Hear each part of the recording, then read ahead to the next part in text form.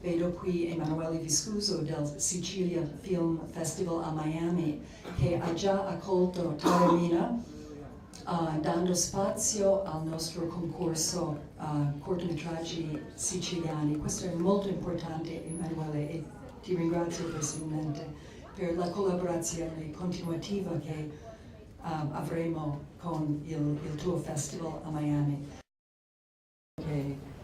Anche il pubblico ha accolto Taormina, dando spazio al nostro concorso cortometraggi siciliani. Questo è molto importante, Emanuele, e ti ringrazio personalmente per la collaborazione continuativa che avremo con il tuo festival a Miami.